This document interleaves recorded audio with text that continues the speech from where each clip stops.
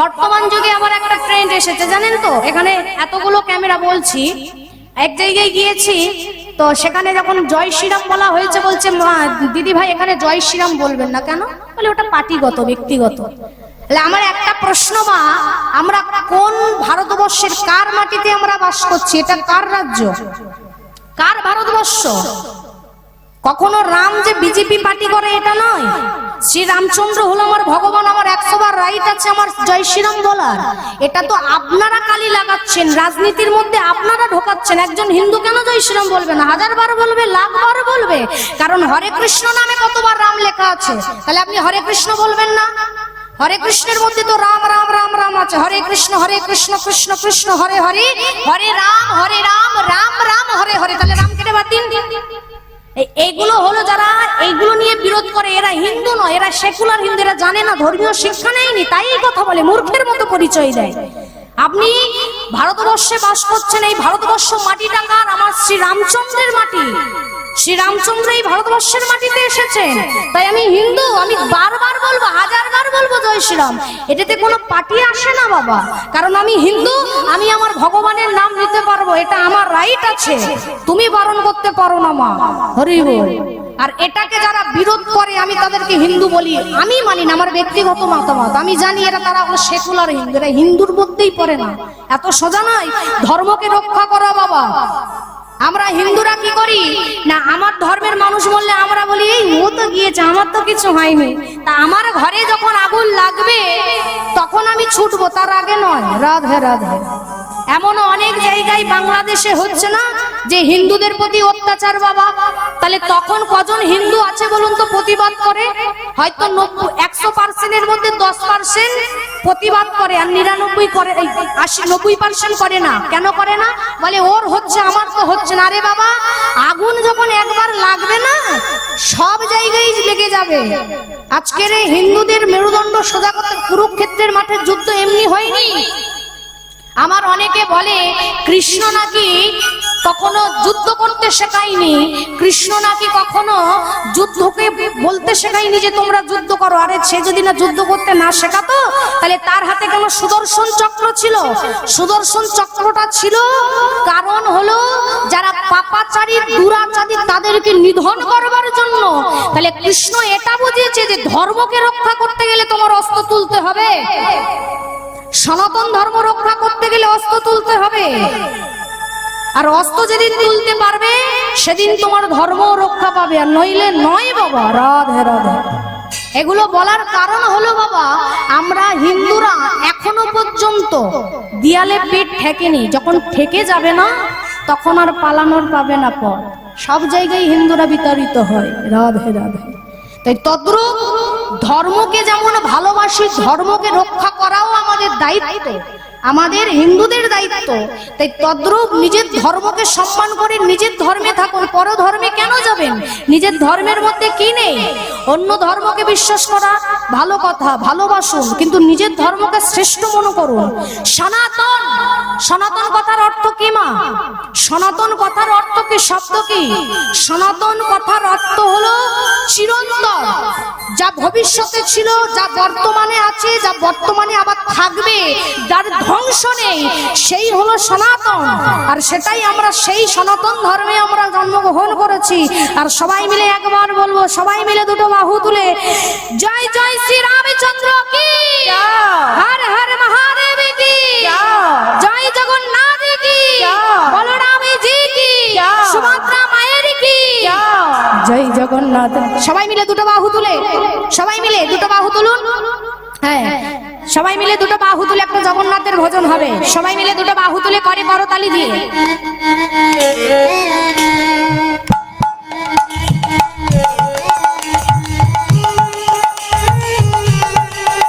হরি বল হরি বল হরি বল।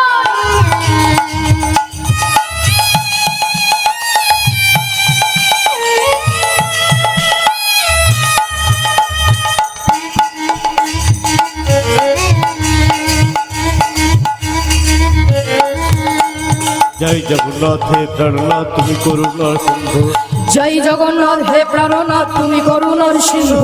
তোমায় নমো নমো প্রভু, তোমায় নমো নমো প্রভু, তোমায় নমো নমো প্রভু, তোমায়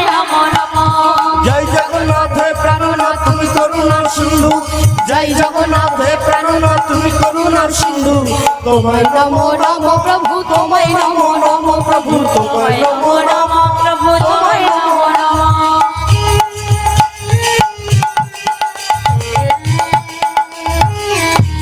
হরি বল।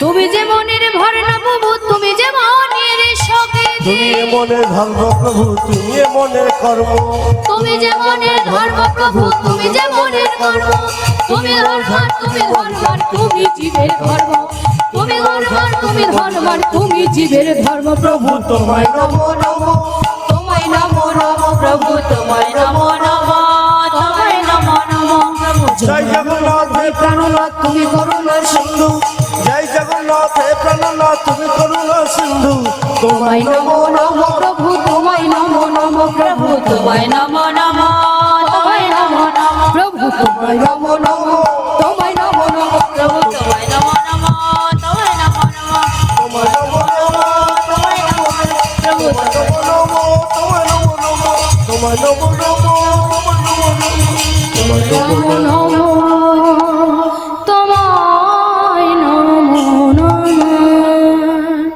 যারা দেখবেন রাধা কৃষ্ণ মন্ত্রে বাবা দীক্ষিত হয়, আমাদের হিন্দু শাস্ত্রে বেশি দেখবেন আলোচনাটা বেশি হয়।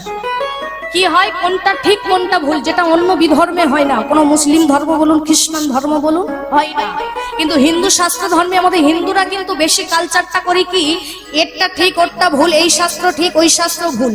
দেখবেন বাবা যখনই আপনি ভগবানকে পরীক্ষা করতে যাবেন তো আপনার তার ফল বাবা ভোগ করতে হবে। আপনাকে কখনো বাবা আপনার এই অধিকারটা নেই ভগবানকে আপনি প্রশ্ন করবেন, ভগবানকে আপনি পরীক্ষা করবেন। রাধে।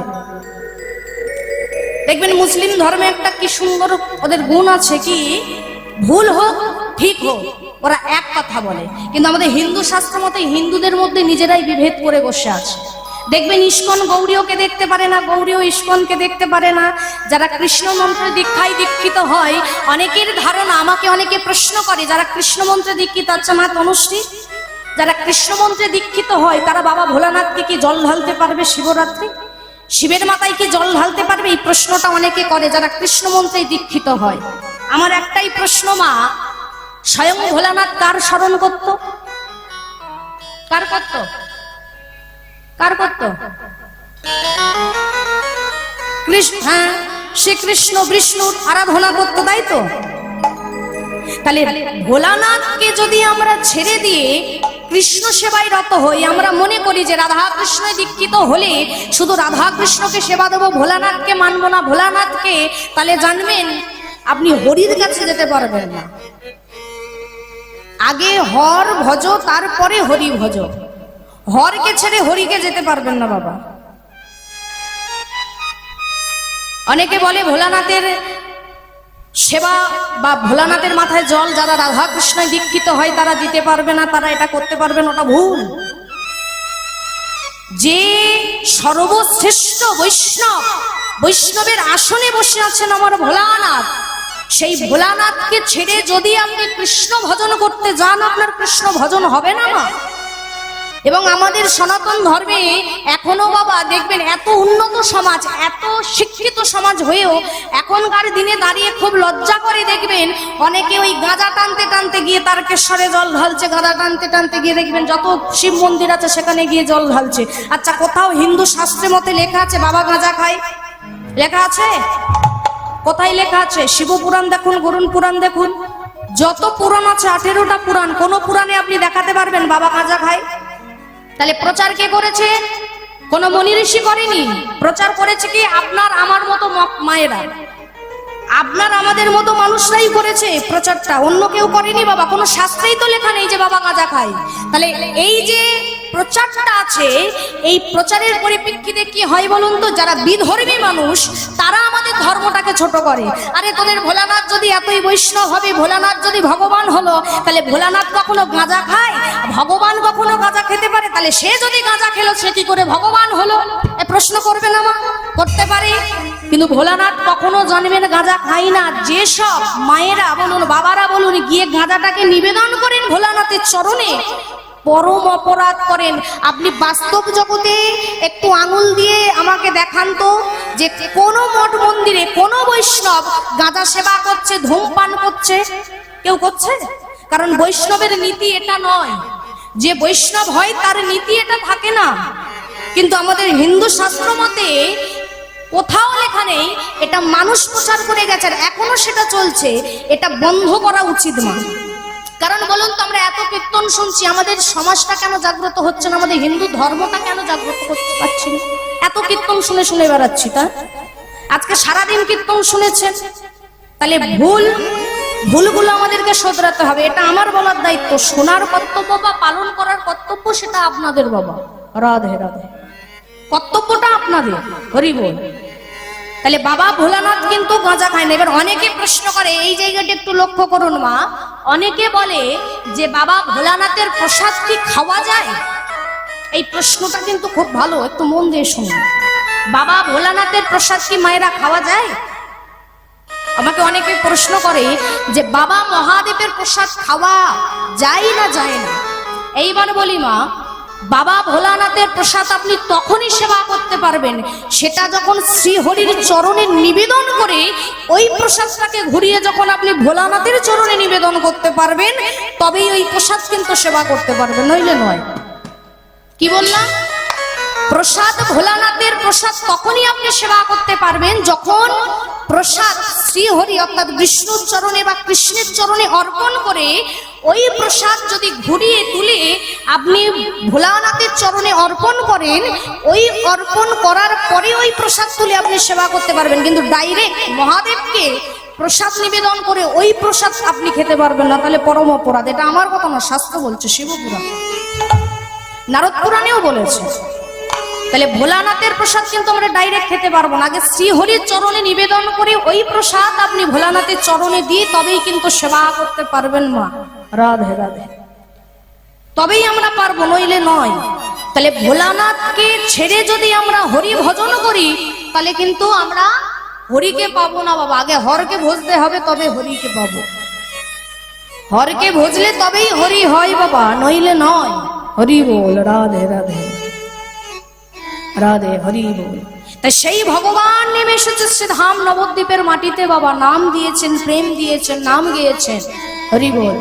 কিন্তু বাবা নাম গাইলে কি হবে? নাম গাইলে কি হবে? ভক্ত তো আমরা তো এখানে যারা আছে সবাই ভক্ত। দেখবেন অনেকে আমার কথা খারাপ নেবে, আবার অনেকে আমার কথা ভালো নেবে, কারণ সবার মন সমান নয়। এই যেমন পশ্চিমবঙ্গের মাটিতে সকাল হলে কেউ দেখবেন ভগবানের আরাধনা করে, কেউ আবার দেখবেন অন্যের সর্বনাশ চাই, ওই বেটা কখন মরবে। আবার কেউ দেখবেন সকাল হলেই কর্মে ব্যস্ত হয়ে যায়। যার যেমন মন সে তেমন। মন যদি হয় শুদ্ধ, আপনার এই ঘরটা এই ঘরটাকে যেমন করে সাজাবেন তেমন করেই আপনার কৃষ্ণ বসবে। যেমন সাজাতে পারবেন, যেমন ভাবে তৈরি করতে পারবেন, তেমন ভাবেই কিন্তু হরি এসে বসবে মা। রাধে রাধে, তেমন করে হরি এসে বসবে। অহংকার বস্তুটা খুব খারাপ। আমরা বলি না আমার দুতলা বাড়ি আছে, আমার একটা গাড়ি আছে, আমার ছেলে এই, আমার ছেলে ওই, আমার মেয়ে এই, হ্যান ত্যান, এত কথা আমরা বলি। কিন্তু অহংকার যদি কোনো ব্যক্তির মনে আসে, অহংকারটা বাবা তার লুপ্ত হয়ে যায়। অহংকার কখনো করতে নেই বাবা, অহংকার কোনোদিন করতে নেই। অহংকার যখনই আপনি করবেন আপনার মৃত্যু অনিবার্য হবে বাবা। তার প্রমাণ দেখে নিন আপনি কুরুক্ষেত্রের মাঠে। কুরুক্ষেত্রের মাঠের প্রমাণ কি না? অহংকার করেছিল কে? সে হলো কে বলুন তো মা? কৃষ্ণের সব থেকে প্রিয় ভক্ত কে ছিল কুরুক্ষেত্রের মাঠে? অর্জুন, তাই তো? অর্জুন ছিল প্রিয়, সব থেকে ভক্ত ছিল অর্জুন। আর এই অর্জুন আর ভীম দুই ভাই কথোপকথন করছে। ভীম আর অর্জুন দুই ভাই কথোপকথন করছে। বলছে, এই ভীম শোনো দাদা, আমি যদি না থাকতাম এই যুদ্ধে তুমি জিততে পারতে না। আর ভীম বলছে, তোর ভাই তোর ট্যালেন্ট আছে, আমার নেই? আমারও। আমি যদি না যুদ্ধ করতাম এই যুদ্ধ কখনো তোরা জিততে পারতিস? এর কথা বলছে ও। দেখবেন কোনো মানুষ অন্যের ভালো চাই না। কখনো দেখবেন চা দোকান কোনো মন্দিরে যখন বসে থাকে, কেউ যদি ভালো কাজ করে ওই তখন দেখবেন চুপ কর তো। ওরকম কত ভালো কাজ কত লোক করছে, কিন্তু খারাপটা যদি একবার পেয়েছে না একেবারে টানতে টানতে বের করবে যত খারাপ আছে। আর আপনি যদি বাঙালি তো একটু উপরে উঠতে চান, পিছন থেকে ধরে আছে টেনে একেবারে নিচে নামানোর জন্য। এটা বাঙালিদের কালচার বাবা, অন্য কোথাও নেই, বাঙালিরাই একমাত্র পারে, বাঙালিরাই পারে একমাত্র বাবা। আপনি উপরে তুলতে যাবেন একেবারে পা ধরে টেনে বসে আছে ধরে। হরি বল।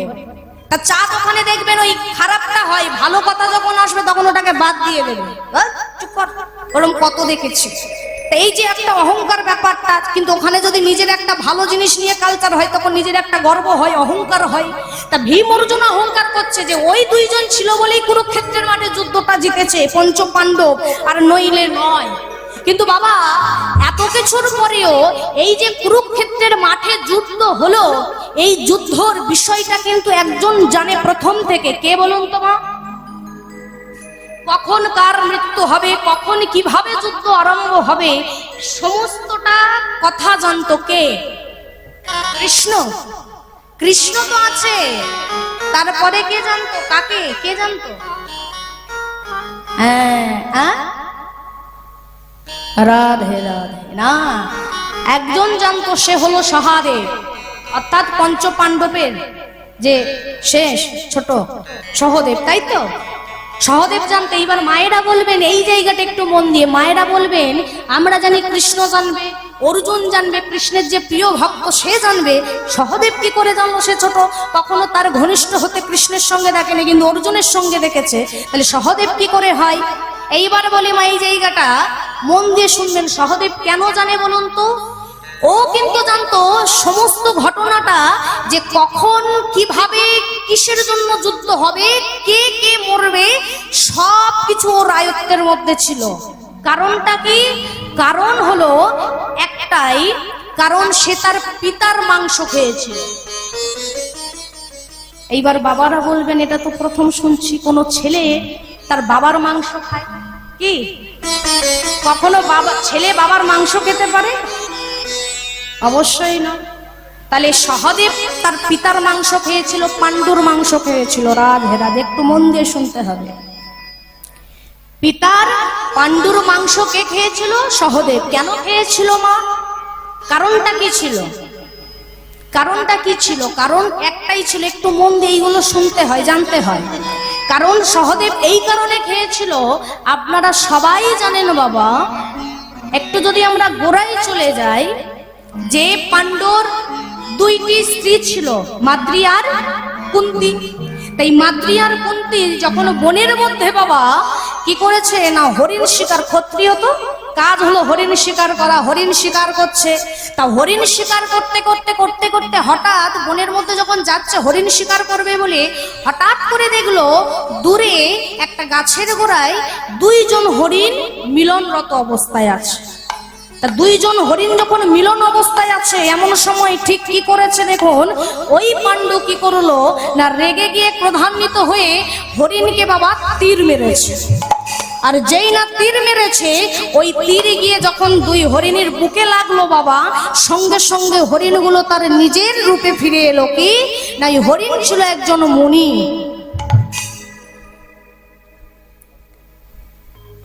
একজন মুনি ছিল বাবা, কিন্দ্রম মুনি। এই মুনি যখন বাবা তার নিজের চেহারায় ফিরে এসেছে, মুনিবর কি করেছে দেখুন, সর্বাগ্যে পাণ্ডুর ক্ষমা চাওয়ার আগে ওই মুনি কি করেছে, সঙ্গে সঙ্গে অভিশাপ দিয়েছে। এই যে পাণ্ডু, তুমি আজকে আমাকে তীর মারলে, আমি তোমাকে অভিশাপ দিচ্ছি, আজ থেকে কোনোদিন যদি তুমি মিলনরত অবস্থায় থাকো, সেই দিনই তোমার মৃত্যু হবে অনিবার্য। আর এই অভিশাপ বাবা লাগলো, লেগেও গেল। সেই দিন থেকে বাবা কখনো পাণ্ডু তাদের স্ত্রীর সঙ্গে মিলনরত অবস্থায় থাকতে পারলো না। কিন্তু বাবা চিন্তায় পড়ে গেল কে? পাণ্ডু। পাণ্ডু চিন্তা করছে যে আমি মিলনরত যদি অবস্থা না থাকি, তাহলে আমার যে সন্তান তারা কি করে পৃথিবীতে আসবে? তারা কি করে পৃথিবীতে আসবে? তো পৃথিবীতে তাদেরকে আনতে হবে। এবং আনলো কি করে?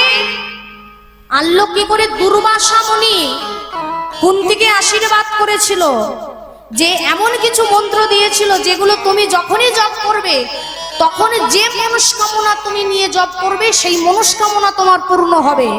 ঠিক সেই সময় কি করেছিল, এই ঠিক সেই সময় নদীর তীরে কুন্তী মা গিয়ে তিনি কি করেছিলেন না, ওই নদীর তীরে গিয়ে তিনি ওই দুর্বাসা মুনি যে মন্ত্র দিয়েছিল সেটা ঠিক কাজ হবে না এটা পরীক্ষা করতে গিয়ে যেই না তার মনস্কামনা জেনেছে, সঙ্গে সঙ্গে কার সৃষ্টি হয়েছিল বলুন তো? কর্ণ। আমরা বলি না কর্ণ সৃষ্টি নিয়ে আমরা কুন্তীকে অনেক খারাপ কথা বলি যে বিবাহের আগে সন্তান জন্ম দিয়েছিল, কিন্তু কারণ হলো এটাই যে দুর্বাসা মুনির মন্ত্র যখনই উচ্চারণ করে তার মনের বাসনা করলো, ঠিক সেই সময় কর্ণের জন্ম হয়ে গেল মা। আর ঠিক তদ্রূপ এমন করে কুন্তীর ওই দুর্বাসা মুনির বরে 5টা সন্তান, কে? দুর্যোধন, ভীম, অর্জুন, নকুল, সহদেব, এই যে 5 জন। 3 জন কার না 3 জন কুন্তীর, আর নকুল আর সহদেব কার না নকুল আর সহদেব হলো মাদ্রীর। কুন্তীর যখন 3টি পুত্র হয়ে গেল, কুন্তী কি করলো, ওই মন্ত্র নিয়ে যখন মাদ্রীকে দিল, মাদ্রীর 2টো সন্তান হলো, কে? নকুল আর সহদেব। এবার যখন হলো বাবা ভালো, 14 বছরের জন্য চলে গেল, 16 বছরের জন্য চলে গেল, কে? পাণ্ডু না বনের মধ্যে চলে গেল। আর চলে গিয়ে এইবার কি করেছে দেখুন, চলে গিয়ে তিনি ভাবছেন কি না, তিনি ভাবছেন যে আমার তো সন্তান হয়েছে, আমি যে জ্ঞান লাভ করেছি এই জ্ঞান আমি তাদের মধ্যে দেব কি করে, কারণ কেউ তো আমার তারা ঔরসের নয়, আমার ঔরসের তারা নয়, তাহলে তাদের মধ্যে আমার এই জ্ঞানটা দেব কি করে। তিনি যে জ্ঞান অর্জন করেছিলেন তখনই ঠিক করলেন বাবা কি না, সঙ্গে সঙ্গে তখনই ঠিক করলেন যে যেদিন 5টি ছেলেকে ডেকে বলল যে যেদিন আমি মারা যাব, আমার মাংস যদি 1 টুকরো তোমরা 5 ভাই সেবা করতে পারো, খেতে পারো, তবে আমি যে জ্ঞান অর্জন করেছি আমার সেই জ্ঞানগুলো তোমাদের মধ্যে দিয়ে দিতে পারবো। আর এই কথা যখন বলেছে মা, এখন গলায় মাত্র কি করেছে দেখুন, পাণ্ডু যখন বনের মধ্যে গিয়ে আর ওই মাদ্রীর সঙ্গে ছিলেন, এমন সময় বাবা ওই পাণ্ডু নিজেকে ধরে না রাখতে পেরে মাদ্রীর সঙ্গে যখন মিলনরত অবস্থায় চলে গেলেন, সঙ্গে সঙ্গেই ওখানে মৃত্যু হয়ে গেল। আর মৃত্যু যেই হলো, ওই পঞ্চপাণ্ডব কাঁদতে কাঁদতে শ্মশান ঘাটে নিয়ে গিয়ে যখন চিতার মধ্যে বাবা পাণ্ডুর দেহটা তুলেছে, আর ওই দেহর মধ্যে যখন আগুন দিয়েছে, ঠিক সেই সময় একজন পিঁপড়ে ছিল, একটি পিঁপড়ে ওই পাণ্ডুর মাংসর একটুখানি কেটে মুখে করে নিয়ে যখন চলে যাচ্ছে, সবাই কান্নায় ভেঙে পড়েছে, কারণ হুঁশ নেই যে বাবা এই কথা বলে গেছে। একজনের মনে পড়ে গেল, কে? সে হলো সহদেব। সহদেব দেখলো যে একটা পিঁপড়ে মাংসপিণ্ড মুখে করে নিয়ে চলে যাচ্ছে, সঙ্গে সঙ্গে কি করেছে, সহদেব ওই পিঁপড়ের পিছনে ছুটে গিয়ে তার মুখ থেকে মাংসপিণ্ডটা নিয়ে সে নিজেই ভক্ষণ করে নিয়েছিল। আর যখনই ভক্ষণ করে নিয়েছে, তার পিতার মধ্যে যে জ্ঞান ছিল, যে দিব্য ছিল, সেই দিব্য সেই জ্ঞান সহদেবের মধ্যে আসলো। ওই জন্য মা সহদেবের বাবা দিব্য জ্ঞান সবকিছু আছে, কিন্তু বলুন তো মা, কুরুক্ষেত্রের মাঠে এত যুদ্ধ এত কেচ্ছা হলো, কিন্তু সহদেব জেনেও কেন চুপ ছিল? কারণ হলো একটা, কৃষ্ণ তাকে এমন অভিশাপ দিয়েছিল যে যেদিন সে মুখ খুলবে তার ওই যে মস্তকটা আছে 3টি খণ্ড হয়ে যাবে। সেই জন্য দেখবেন সহদেব সবকিছু জেনেও তিনি নিজের মধ্যে বাবা কথাগুলো রেখে দিয়েছিল, কোনোদিন মুখ খুলতে পারেনি বাবা। হরি বল, হরি বল। তাহলে পৃথিবীতে আমরা এসেছি ভবন বাবা, সেই পৃথিবীতে এসে আমরা হরিনাম করতে ভুলে যাচ্ছি, হরিনাম গাইতে ভুলে যাচ্ছে বাবা। আর সেই হরিনাম আমরা গাইব একটু সবাই মিলে, 2টো বাহু তুলে। জানি গভীর রাত, ঘুম পাবে, কিন্তু মায়েরা বলুন তো, এখন তো কেউ নেই আপনাদেরকে নিয়ে, এখন যদি আপনারা চলে যান বা ঘুমিয়ে যান তাহলে আমি কি করব, তাই না? রাধে, হরি বল। সব জাহাজ পেরিয়ে গেছে, এখন আমার পালা। রাধে। সব জাহাজগুলো পেরিয়ে গেল, এখন নৌকার পালা। তা নৌকাতে সবাই চড়বে না জাহাজ বেশি চড়বে? জাহাজটাই বেশি ভালো লাগবে চড়তে।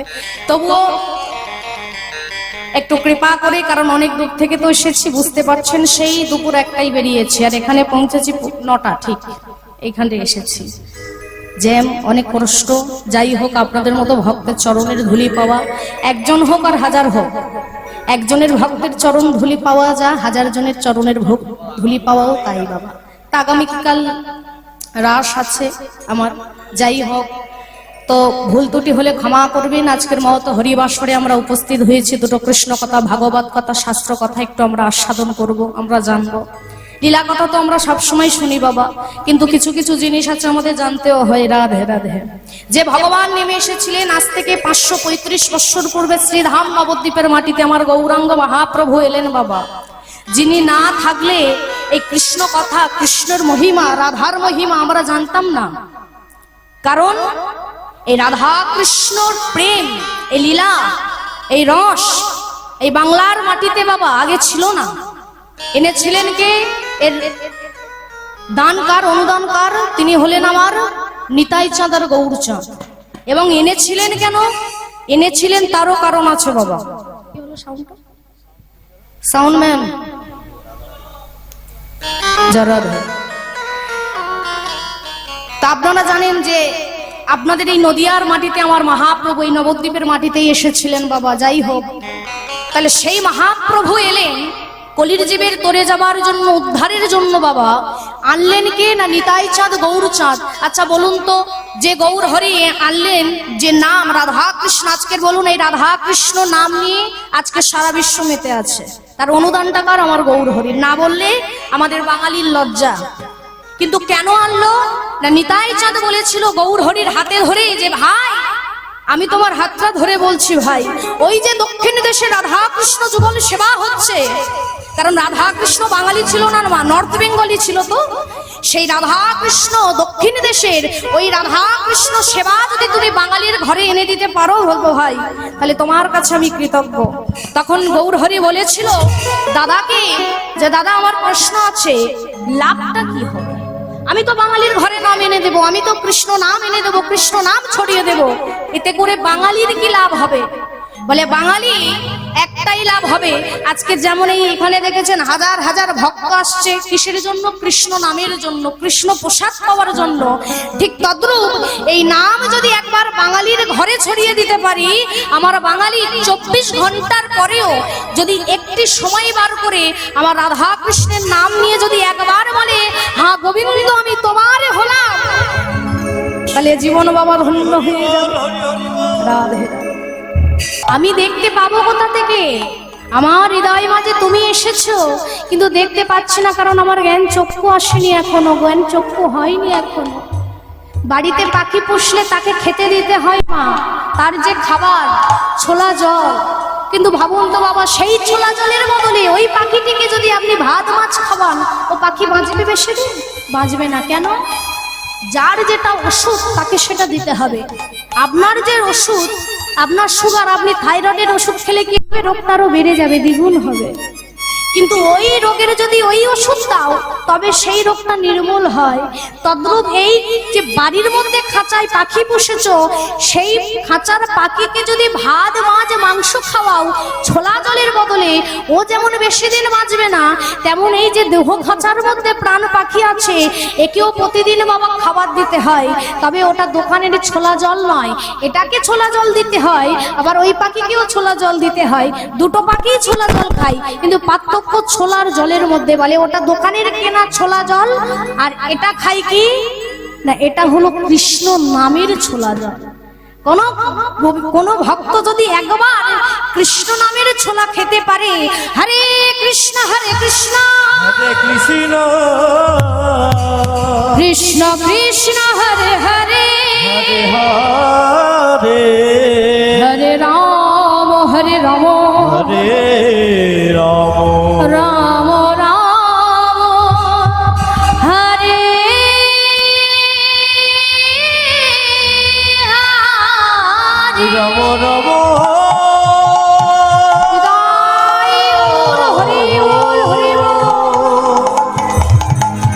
হরে হরে। তাহলে কেউ যদি কৃষ্ণ নামের ছোলা জল খেতে পারে, তবেই সে কৃষ্ণ দর্শন করতে পারে মা।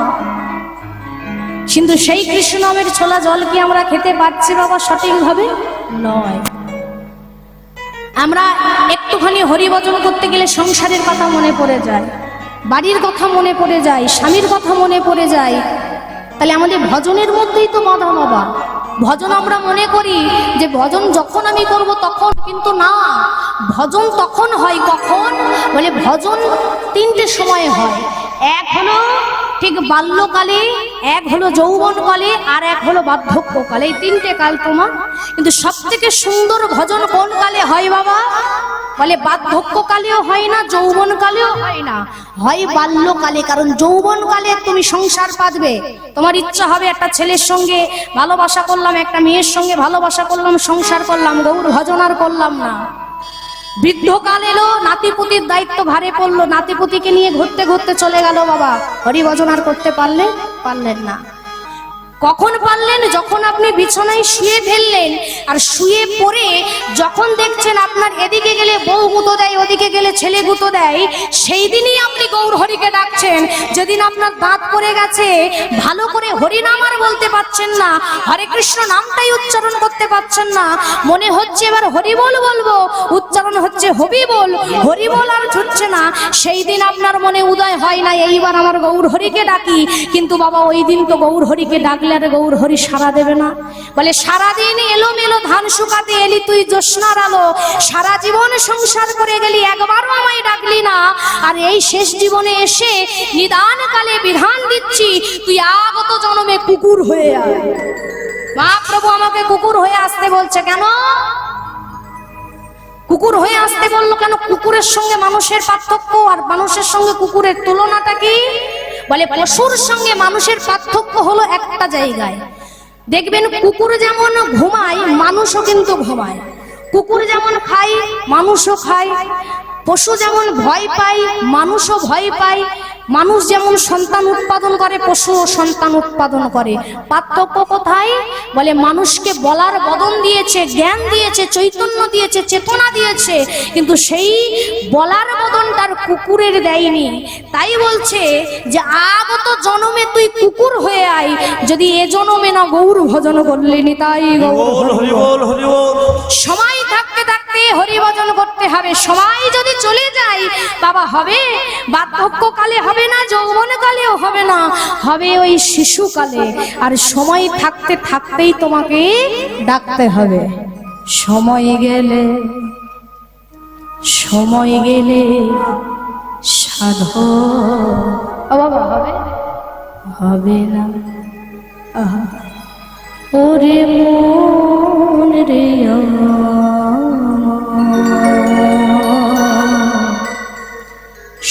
সময় গেলে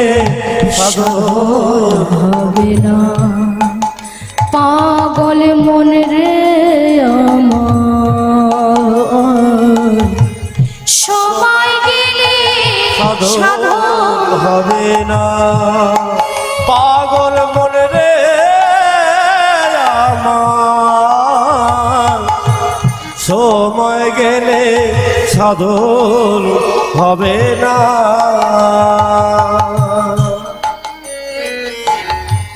জানো নম খালে বিলে থাকে নামি জল শুকালে, জানো নব খালে বিলে থাকে নামি জলে শুকালে। অর্থ কি বলছে? জানো না তুমি খালে বিলে থাকে না মিন জল শুকালে। একটা খালে বলুন আর পুকুরে বলুন, যদি জল না থাকে সেই খালে যদি বাবা আপনি মাছ ফেলেন, সে মাছ বাঁচবে? বা সেই খালে, যে খালে জল থাকে না, যে পুকুরে জল থাকে না, সেই পুকুরে কি মাছ থাকে? থাকে না। কেন? জল ছাড়া মাছ বাঁচতে পারে না। তাহলে এটার মধ্যে তো সাধন ভজন নেই, এটার মধ্যে কি করে মীনরূপী মাছ আমার গোবিন্দ বাস করবে বাবা? কি করে করবে?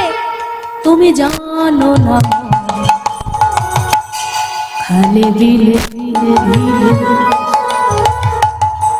থাকে নামি জল শুকালে। তুমি জানো নব খালে বিলে থাকে নামি জলে শুকালে। কি হবে আর তাতে, কি হবে আর তাতে, বারহান দিলে মোহনা শুকনো থাকে, মোহনা শুকনা সময় গেলে সাধন হবে না। পাগল বলে হরি বল হরি বল হরি বল। সময় গেলে সাধন হবে না। সময় যদি চলে যায় আর হবে না মা। তাই সময় থাকতে থাকতে ভজন করতে হবে, সাধন করতে হবে। বৈষ্ণবপ্রিয়া তার মন্দির মাঝে গৌর হরিকে বসিয়েছে, আর যখন অপলক দৃষ্টিতে গৌর হরির পদপানের দিকে চেয়ে আছে, ওদিক থেকে আমার গৌর হরি আসছে বাবা, ওদিক থেকে আমার গৌর হরি আসছে। হরি বল হরি বল। তা গৌর হরি আসছে আর হরি নাম গাইতে গাইতে আসছে গো মা রাধা। তা আমরাও গাইবো, সবাই মিলে গাইবো, দুটো বাহু তুলে গাইবো। দেখি দুটো বাহু তুলুন দেখি সবাই মিলে। হ্যাঁ একসঙ্গে দুটো বাহু তুলে বাবা ভক্তি করে একদম রাধে রাধে।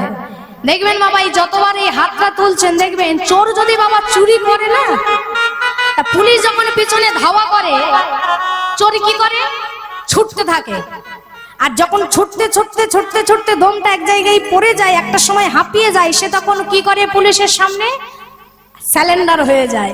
তাহলে এই হাত তোলার অর্থ হলো আমরা গোবিন্দের কাছে বারবার স্যালেন্ডার হয়ে যাচ্ছি, যে তোমার পদধূলি চরণ আমাদের দাও, আমরা তোমার কাছে পাপ করি অপরাধ করি যাই করি তোমার কাছে আমরা আত্মটাকে সমর্পণ করছি বারবার। তাই বারবার হাত তুলে বলবো